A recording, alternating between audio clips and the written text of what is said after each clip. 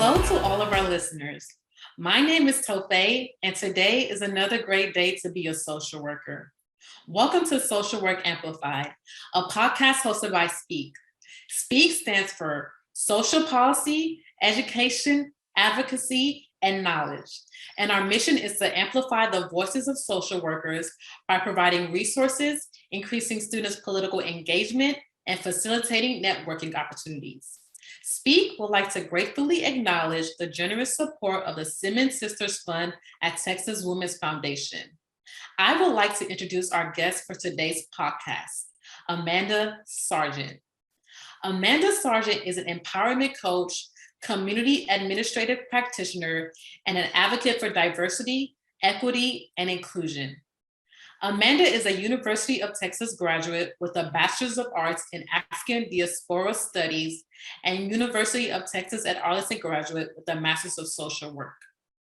Through her many roles, Sargent aims to extend her passion for people and community development as an advocate for high quality education and accountability by empowering people to be their best.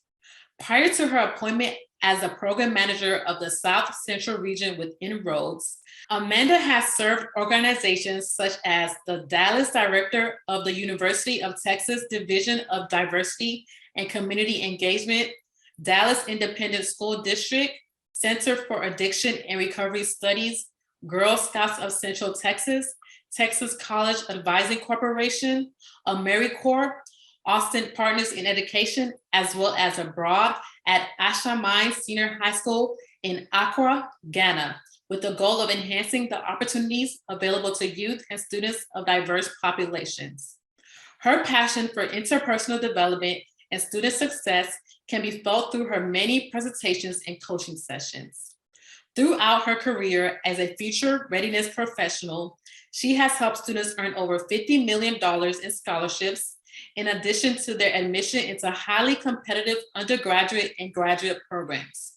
She has been recognized by Stanford University for her exceptional teaching and by Sigma Pi Phi fraternity for her excellence in teaching.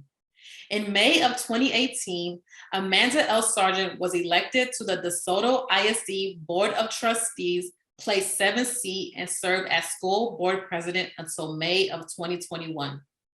Ms. Sargent is the founder and CEO of Get Your Life Company, which is a consulting firm empowering people to take their dreams and themselves to unprecedented levels. In her spare time, Amanda can be found singing, dancing, acting, teaching Zumba, traveling, and spending time with family and friends. Her motto is prior preparation prevents poor performance. Hello, Amanda. How are you doing today?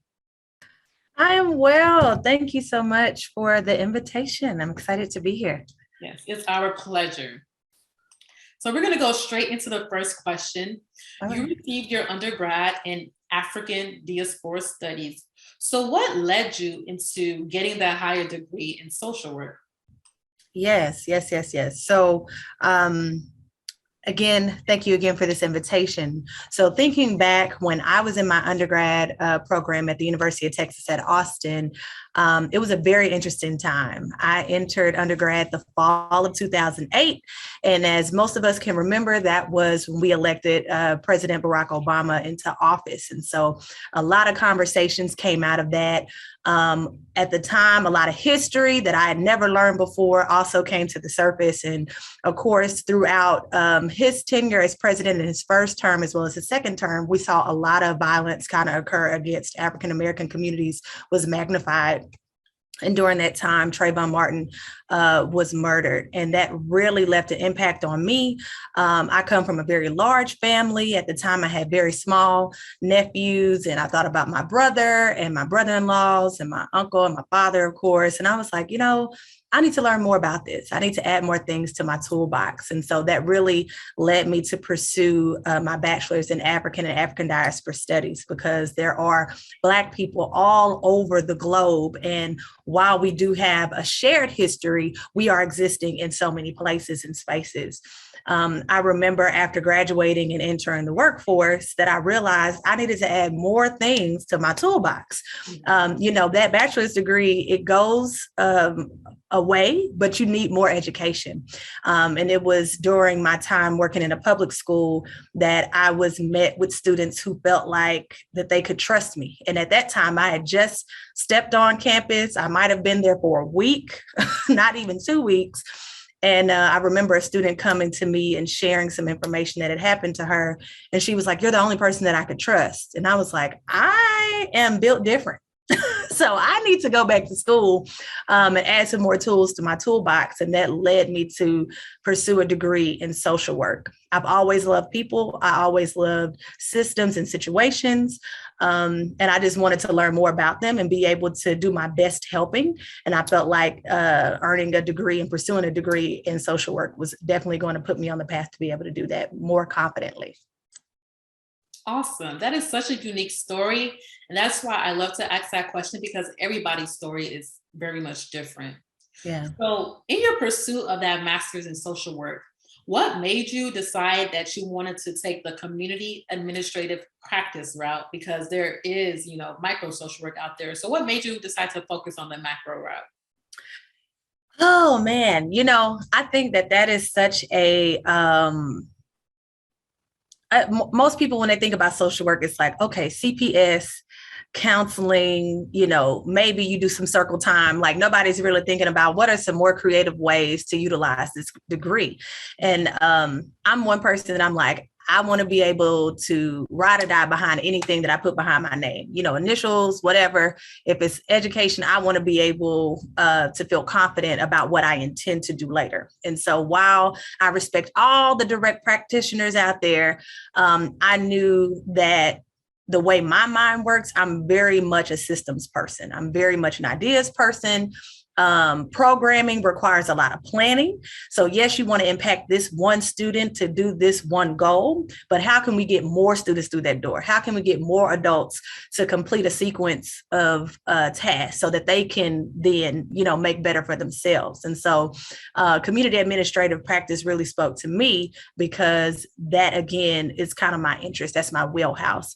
I remember being in a situation where I work for a nonprofit. And of course, when you work in nonprofits, it's a lot of business associated with that. You have to learn how to manage budgets. You have to know what the policy says. The policy then has to, infer what you do on a daily operational standpoint. You want to be able to say the student has grown in these ways.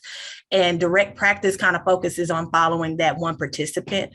And again, community administrative practice allowed me to think more in terms of, my business acumen and how I wanted to either build programs or evaluate programs. And then that eventually led into my interest in policy. That's good. And I really love how you mentioned how when people think of social workers, they think of CPS. So many people that I tell, "Oh, I'm going to be a social worker," they just think, "Oh, you're going to be working with children." Right. And like social work is so much more broader than that. So, you took that broad route to, make a bigger impact. So, talking about that, can you tell us a little bit about the organization En-ROADS? First of all, what does that stand for? And what does that organization do? Yes. So En-ROADS is not necessarily an acronym. Back in 1963, Martin Luther King had just delivered his "I Have a Dream" speech, and it was so moving. I mean, clearly we're still talking about it today. But in the audience was a man by the name of Frank Carr. Frank Carr is actually the mastermind behind En-ROADS, and we have been running for over 51 years. And ultimately, he wanted to build bridges and connections for African Americans and other underserved groups to generational wealth by way of the workforce and corporate America. So one of the things that I have the opportunity of doing is connecting some of our most talented, brilliant, and bright minds, exposing them to opportunities in corporate America, setting them up with internships, but also being that coach to walk alongside them. I think in the recent years, you hear a lot of talk about imposter syndrome, and most of the time you have established professionals having that conversation, but there are so many college students who just don't know. And it's not that they don't want to do, they just have never had somebody walk alongside them. And so En-ROADS is an organization, a nonprofit, again, that operates within the corporate sector to help Black and Brown students, and of course, all students kind of go through this process to, again, be successful in corporate America and their longevity within the workforce to C-suite executives. Awesome. It's so amazing to hear that there's an organization like that, and it has existed for 51 years, because I haven't heard about that organization, but I was in high school, I never heard about it. So it's nice to know that there's an organization like it. And what setting do you do this your work? What setting are you the program director? So I'm sure everybody knows about the big C, COVID, right? So COVID has taken a lot of what would have been in-person meetings to occur online. And I think it's even amazing because when they first opened the Dallas chapter, we were able to connect with students all over the state of Texas, not just those that were able to drive or carpool to the location as they had been operating previously. And so we've been able to set time with students. If they're in high school, they typically meet on Saturdays. If it's a college student, they have one-on-one scheduled throughout the month, as well as corporate training sessions to prepare them for their internship, as well as different workshops on soft skills. So like I said, thank God for Zoom. I know a lot of people are Zoomed out, but I always tell people, if you have a high school student who is willing to wake up on a Saturday and log onto a computer for a couple of hours to be poured into, that says a lot about what is being put out by En-ROADS. So, yeah. That's really cool. So you started to give us a little bit of insight to what your day looks like, but for upcoming social work students that might be interested in a position like yours, such as the program manager of En-ROADS, can you provide a brief insight into what you do overall, or what a day looks like for you? For sure. I want to start by saying that nothing is lost in the kingdom. I've said that a lot of times. I want to keep that going. Nothing is lost in the kingdom. There are a lot of transferable skills. So even if you were somebody who's doing direct practice, taking on a role such as a program manager, such as a director of an outreach program or a community center, you can still transfer all of the skill sets and coursework that you're learning in your social work degree into these areas. So typically what it looks like, you start off with what may start off as a massive goal, right? So the goal is that you have to touch 500 high school students, expose them to either a career field, provide them with knowledge, support parents in having and facilitating conversations about financial literacy, and providing a student an opportunity for either an in-person internship or to shadow. So that requires you to always keep that goal in mind. So what are the new ways to interact with students? That might mean social media presence. That might mean doing your own research, sharing articles. That might mean meeting with parents one-on-one, or calling them and saying, hey, we're having this workshop, or, oh, did you know about this event that's happening in your backyard? I think it'll be a great opportunity for you and your family. And then, of course, tracking that student's progress. One thing that my entire career has run off on, and that is trust. And trust is built when you do what you say, when you say you're going to do it, at the extent in which you're going to do it. We can also call that integrity. But definitely in the field of social work, but definitely within this role, you have to be able to provide some deliverables, because a lot of things are not necessarily instantly gratifying for students. I believe there was an article that was put out that it was like there's 7 seconds of attention span on social media before you get swiped or somebody moves on. So you have to make sure you make the most of the time that you have with whoever's in front of you. So that kind of operationally is what it looks like. You have this overarching goal. You create new and innovative ways to put that in practice each and every day. And you make that person, even though they're a part of this big program, feel like they are being individually met where they are, and ultimately move them from the next task to the next task, and ultimately to this culmination ceremony of high school graduation, college acceptance, career entrance, and again, being able to fund the life that they have for themselves. Awesome. Yeah. I really like that she provided us like that overall operational goal. So for you personally, do you are you working with students on a daily basis, or does each day for you look different? Is it like sometimes meeting, phone calls, or is it every day you're out there on the field working with students? It's a little bit of everything. So time management is number one skill set. If you're not practicing great time management that works for you, I don't know what to tell you. Time management keeps your relationships healthy. Time management helps you succeed in any goal that you set for yourself individually. So for me, I try to send out all my correspondence early in the day. So as students are replying throughout the day, I could be in a meeting, but at least I know that touch point was made and they have then reached back and now I'm tagged to be it. I schedule meeting with corporate partners because they're seeking students or they want to support students in whatever way that looks like. And sometimes being the sounding board to kind of help them process what that experience will look like for both the student as well as them. And like I said, with parents, they may be working throughout the day. They might be free at night. So sometimes it's like, okay, 5 people have asked this question. Let me create a Zoom invite so that we can, address this just in case someone else who didn't pose the question is also thinking the same thing.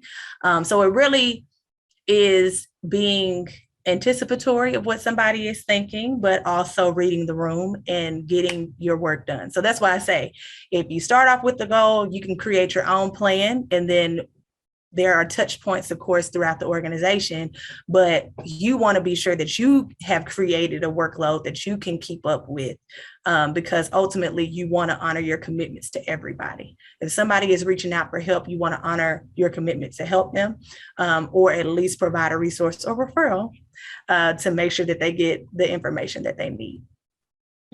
That's good. And it seems like your day-to-day life looks like a lot of initiative taking. Like you have to take the initiatives. You don't really wait around for somebody to tell you what to do, but you look at what needs to be done and you take the initiative to get it done, which is Yeah. great. So you recently served as a civic leader, which I think is amazing. So you were recently the school board president for DeSoto ISD Independent School District. So Yeah. how were you able to transfer your skills as a social worker when you served as a school board president for DeSoto ISD? Yes. Oh my gosh. Great question. Thank you for that question.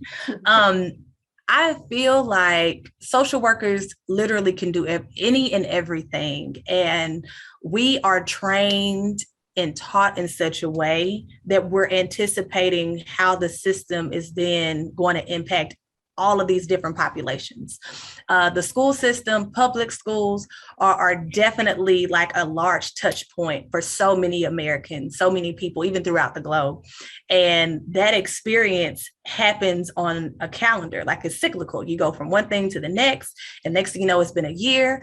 And from a school standpoint, there's these knowledge and skills that you have to learn before you get to move to the next level. But in the meantime, you provide lunch, you have teachers, you have different staff on call, you have principals, you have a budget that you have to maintain, you have to put money towards different programs. So it really is all encompassing of the things that we learn in social work, especially what we talk about in community administrative practice. So as a board president who was leading in the height of COVID, there were so many things that were on the table that were beyond the operation of school. Right. Schools exist so that we can educate students to be able to learn and do it with confidence to move to the next level. But we were thinking about how can we keep them safe? How can we, ensure that there is not this virus that is going to spread around and shut down schools for an extended period of time. Since we are working, and learning from home, do we have internet access? Do we have devices? If students are coming to school and this is the only time that they get a meal, breakfast and lunch, how can we ensure that we set up different pods and portals for lunches to be served so that those families can eat? So it was literally one of those things where it was like, I'm so glad I have all these things in my toolbox. Yeah. Because if I was thinking, well, I can only control what happens from 8 to 3 o'clock, I wouldn't have been able to be flexible to think about all the other things that, were going with that. And not to mention the policy changes that came down the pipeline as well. So it literally was one of those things where you earn a degree, you use it in a certain capacity, for your professional work. And then as a civic leader, it was like, wow, I'm so glad that I've always had this thought process and I'm not learning it and having to actively do it at the same time. So it was a great experience, but definitely one for the books. I need to write a book about it. I was even gonna say, I don't know if you entered that civic leader position during the pandemic, or was it before the pandemic? Did you know It was before. before? It So was you didn't even before. expect a pandemic to happen. Yeah. I mean, I don't think anybody saw it coming. Like we were all just living our lives normally. And I still reflect back on kind of the school calendar, right? So everybody's preparing for spring break, or they just went on spring break, or they're holding their breath, literally self-care, and just if we could just make it to spring break. Everybody had whatever going on. And it was like, stop, pause. Yeah, stay in the house. Don't go nowhere. Don't do nothing. Don't talk to nobody. Ooh, if you talk to me, I might get it in my nose. Like, it was so many things that were happening.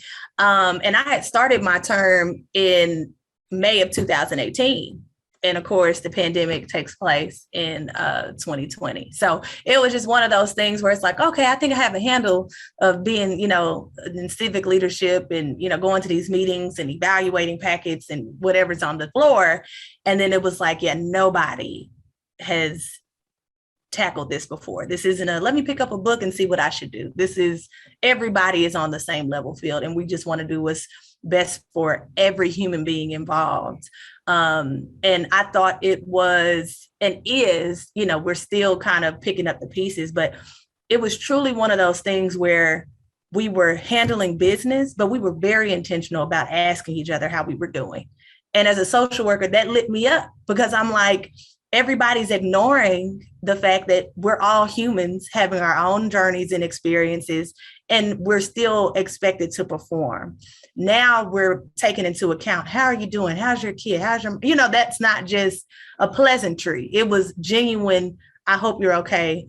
Okay, let's settle ourselves long enough to get this work done and then, proceed to business. So it was a beautiful moment. I'm thankfully that's just naturally a part of my personality, but I think more people are more sensitive to other people's struggles because of it.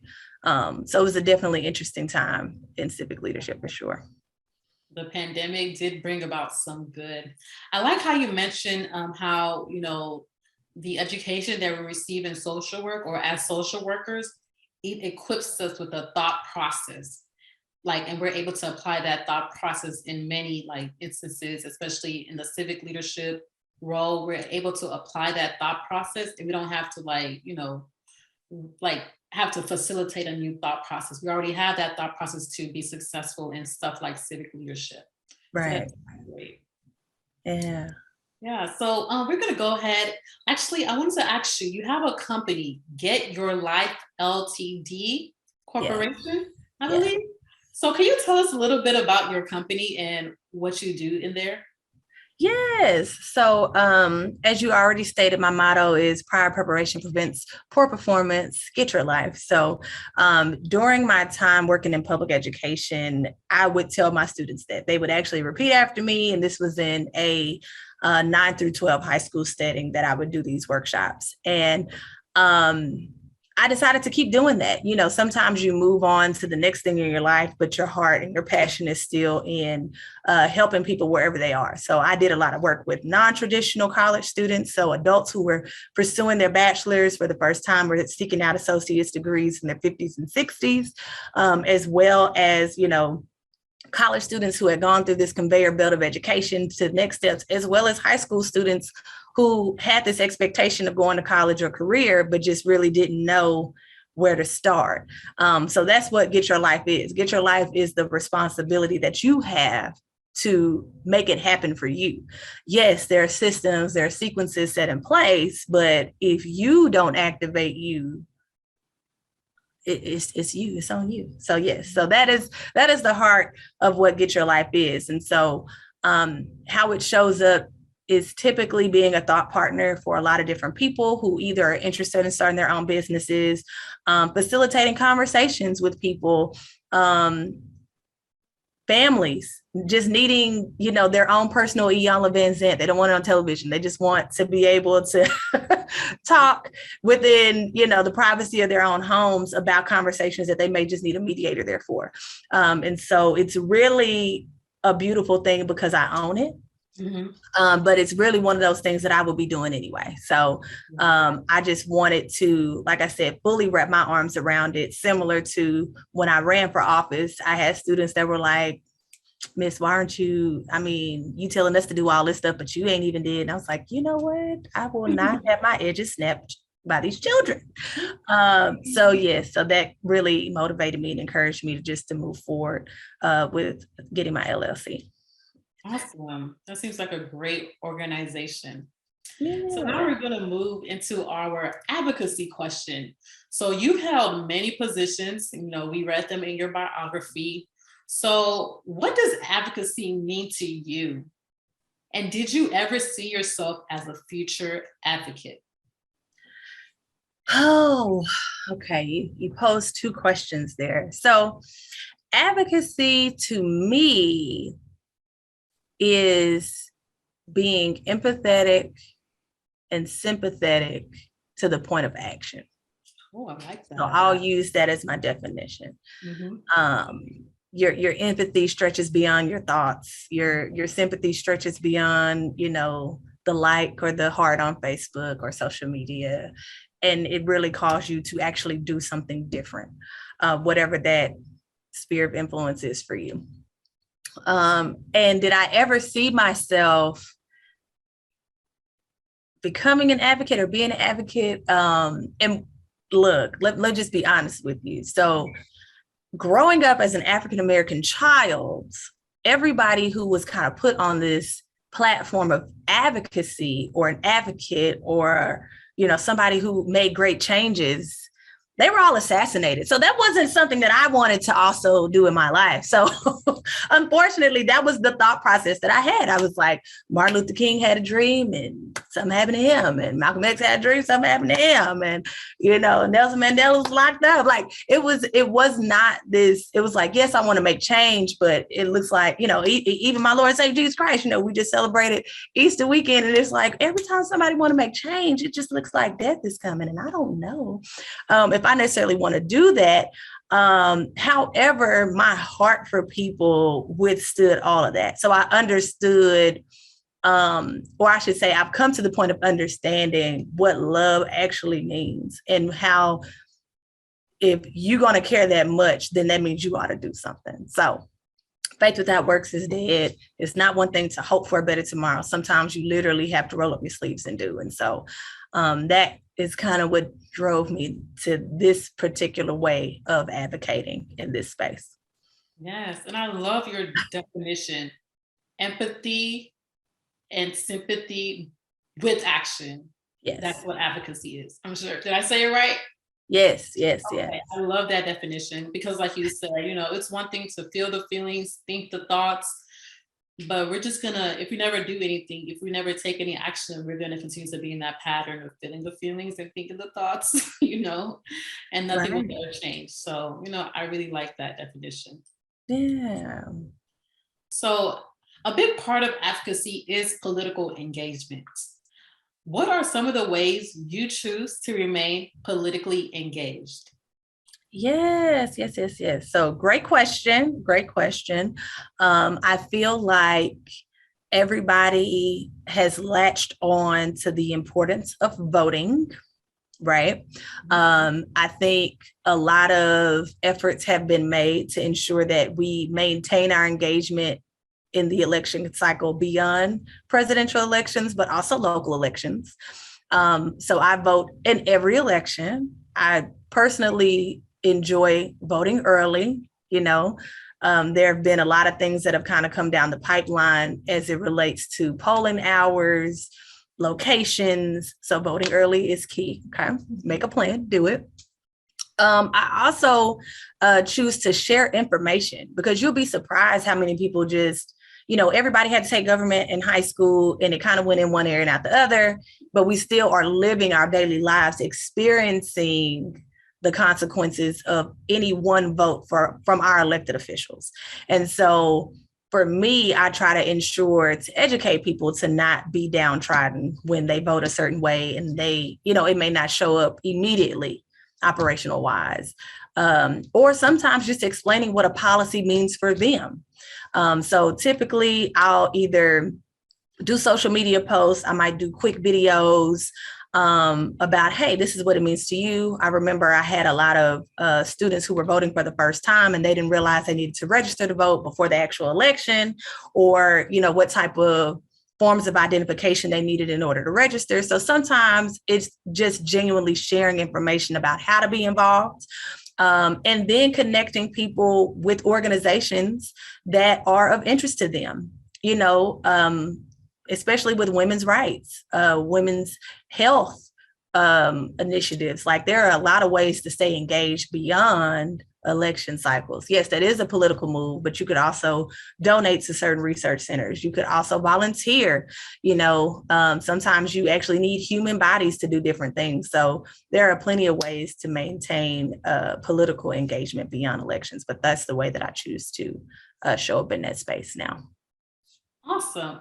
And I like how you mentioned how you educate people when, their vote doesn't seem to have worked, because I think a lot of people do get discouraged when, they vote and they're like, well, I voted and, the person I voted for didn't get elected, so why vote, And like you said, I think we all did to government in high school, but it went through one ear and out the other. So we have to educate our peers in regards to although you did vote, it might not, the results might not come out as you want, but that's okay. Keep voting. Right. And monitor. Right. Because sometimes we put people in office and, we just assume that they don't need oversight. And I don't say oversight as to like hassle and wrangle, but if something comes up that's important to you and it's within their wheelhouse to vote on, that may be a time that you need to pick up the phone or write a letter or go down and, voice or speak on the floor about how you feel about something. So like I said, there are plenty of ways to be involved. Voting is very important, but there are plenty of ways to kind of activate your space for advocacy. That's very true. So what simple advice would you give social work students that want to get involved in advocacy work? Simply put, simply put, if something is bothering you, see what it's connected to. I feel like, and I say this as somebody who still has student loans, right? That has taken on kind of this life of its own. And we're like, oh, well, I think they said something about da, da, da, da, da. And it's like, well, if that's something that is weighing on your mind, you might want to use that as a pressure point to start looking at how you can get involved in that process. Oh my goodness, they're going to vote on, so for example, quite a few places of employment are actually setting up student loan funds. So they might have tuition reimbursement, or they might offer to pay $50 on your student loans every month. That may come up in the organization's board meeting. You work for that organization. That was a way for you to get involved or at least inquire about it. That's a form of advocacy. That's bothering you. That's something that you can actually do within your realm and sphere of influence to get, to find out more of. But I often feel like if it's something that is bothering you, that means that you're called to do something about it, no matter how big or small. So that's my simple advice. I really, really like that. If something is bothering you, see what it's connected to, because you already have that passion already within you. Right. So all you do is need to find that place where you can use that passion to bring about the change. That's a really great advice. So if you could start all over again with advocacy, because I think you've been in advocacy for a while now, since 2008. You said you got your undergrad degree. So what would you do differently if you could start all over again, if anything at all? Oh man. If I could start all over again, so many things come to my mind when I think about that.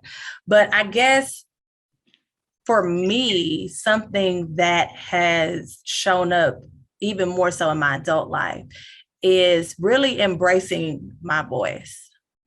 I don't think I've said it on this particular platform, but I am the youngest of 5 children.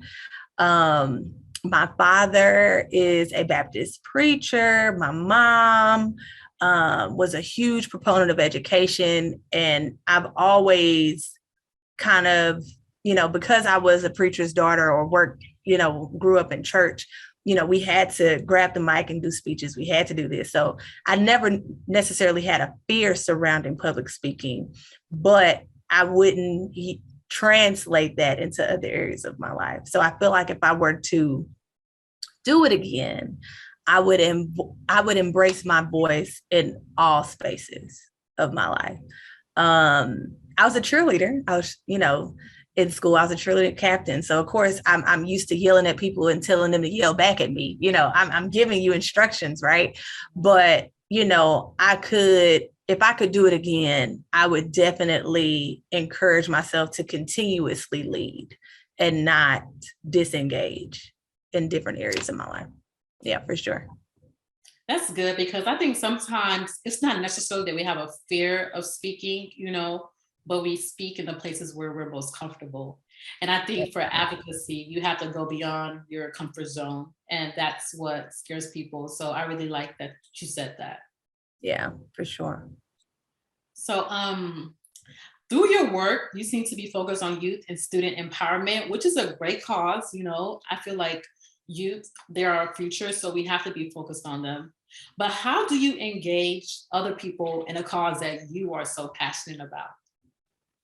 Yes, I mean, we really are all connected. I feel like we know that, but we're all connected, and youth engagement keeps me young. I'm not, of course, I just feel like I'm youthful in nature, but it's really because I try to ensure that even the least of these I'm worried about.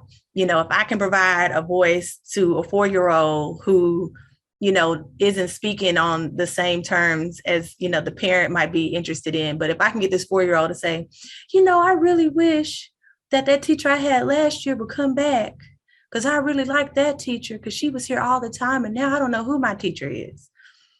That's a 4 or 5-year-old that's saying, I want consistency in the classroom. Mm-hmm. You see what I'm saying? That's that much more powerful for me to then turn to the parent and say, did you know that, your student just said that? How do you feel about that? I didn't even realize that they care.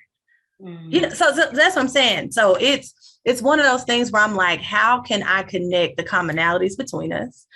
And how can I be the best facilitator of different conversations? So I have a core passion in general, and that's really, as you kind of already alluded to, it's just that people need to feel empowered within themselves to get things done. If everybody's waiting around on somebody else to do the work, you could be waiting for years and years and be bitter in your waiting, right? So how can I engage you with where you are and say that little task that you did had this ripple effect to even this 4-year-old child is saying the same thing that this 70-year-old couple is saying, because they live in the same community and they also want the students to be excited to go to school because the teacher is in the classroom, and the parent is excited because the student is waking up actively ready to go to school because they want to be there. So all of those things are connected, but we all have our different vantage points. So like I said, definitely just trying to be a facilitator of conversation to see what we do have in common, and then providing people a way to tap in wherever they may be. Because I think we're really good at saying what we can't do or what we've never done before. And sometimes we just want the instructions to do something. So, yeah, that's really good. Because you're right. We're all connected in some way or the other. So making those connection points for other people and then facilitating those conversations definitely help, get other people to come on a cause that you're so passionate about. Yeah. So I'm going to ask you one last question. And this is something that I think is really important, especially when it comes to advocacy. So advocacy can be really taxing. It can drain a person mentally, emotionally, and physically. But I believe that it can still be enjoyable. For you, what are the most enjoyable aspects of the process of advocacy? Oh, yes. I'm glad you asked this question because like you said, everybody knows the taxing part. Self-care is like the first thing that we talk about in every social work course, and it's kind of taken on a life of its own in terms of a buzzword. But what I really enjoy most about advocacy is learning other people's stories. Like, you would be surprised what somebody may have experienced or what somebody remembers about a certain situation or life journey that they've had. And I feel like I've always felt like the best way to advocate for a cause or an initiative or anything is to learn from the people, period. You have to be present within a community in order to serve it. And that kind of drove me to running for office because I was a product of this particular school district, had even gone back to serve as a university partner with my school district, but it was like, oh, you can help a little bit more. You can lean in a little bit further. And so listening to different people's experiences is definitely enjoyable. I think what's even more so enjoyable than having those conversations is connecting people with resources. That's also great because, everybody wants to advocate to change something. Sometimes the change happens immediately. And when it happens immediately, it's like, oh my gosh, we need to celebrate because y'all don't understand, what it took for us to get to this point in time. And I'm huge on celebrating. I work hard, but I play that much harder, right? And so that's very enjoyable about advocacy as well. And I think even beyond that is creating the roadmap of strategy around advocacy, right? I said it earlier in terms of coming up with innovative and creative solutions. I think about the pandemic, and it was so disheartening that the death of George Floyd led to this conversation that made its way to corporate America. But corporate America was like, oh my gosh, we have to do something. And they could have thrown money at it, like, a lot of people do, like, oh, here's some money to this organization that I think is going to help. But they said, oh my gosh, we're going to diversify our board of directors. We're going to make sure that, we increase the visibility and representation of underrepresented groups that may work in our companies by, 30%. We're going to create diversity, equity, and inclusion offices within our organizations. Like, how much more further did that advocacy go from that one scenario, right?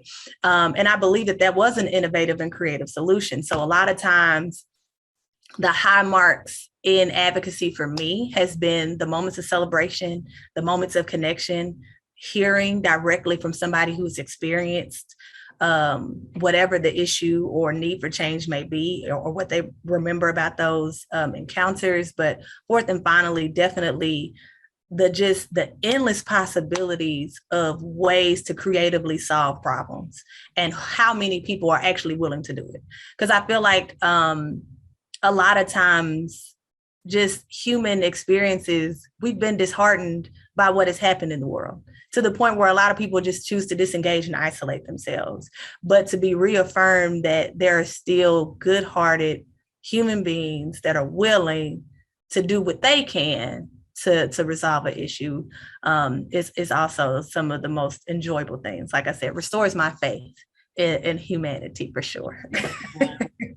And I'm so thank you for that reply, first of all. And I think it's really something that we should talk about more.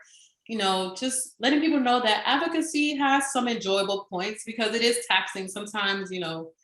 Just like embarking on advocacy can seem so daunting to some people, but there are some enjoyable points, like you mentioned, hearing other people's stories, connecting people to resources, and also the celebration that happens after a victory, after you see that change come forth. Those are the enjoyable things about advocacy that, we can focus on a little bit more to stir up that desire to be advocates within ourselves. For sure, for sure. Thank you, Amanda, for spending time with me today. Thank you to all of our listeners for joining us for another episode of Social Work Amplified. I hope you were able to learn something today that empowers you to become more politically engaged and helps you shape a better tomorrow. Until next time.